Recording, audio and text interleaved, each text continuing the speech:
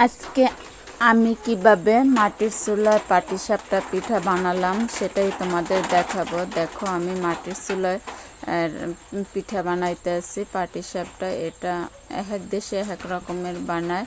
এই যেমন আমি কলা গাছের একটা ডান্ডা নিয়ে আসছি, সেটা দিয়ে একটু তেল লাগিয়ে ভালো করে তাওয়াটা গরম করে নিলাম। তারপরে দেখো এখানে সব মিক্সড করা আছে। এখানে চালের গুঁড়ো দেওয়া আছে, তারপর নারকেল দেওয়া আছে, তারপরে তোমার চিনি দেওয়া আছে। তারপরে আমি একটু তালের গুঁড়ো দিয়ে দিয়েছি যাতে কালারটা একটু হালকা লাল লাল আসে।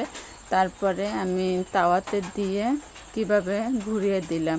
ঘুরিয়ে দেওয়ার পরে আমি কতক্ষণ সময় এটা রেখে যাতে কাঁচা ভাবটা চলে যায়, একটু ভাজা ভাজা হয়, তারপরে এটাকে উল্টে দেব।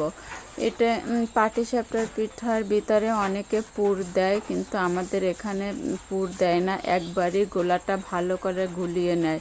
আসলে এক এক ডিস্ট্রিক্টে এক এক রকমের বানায়, আর পুর দেওয়াটা আমার একেবারে ভাল লাগে না। আমি এভাবে খেতে বেশি পছন্দ করি। আর আমাদের এখানে নারকেল দিয়ে বেশিরভাগ পিঠা বানায়। নারকেল দিলে আমরা জানি যে পিঠাটায় আলাদা একটা স্বাদ হয়।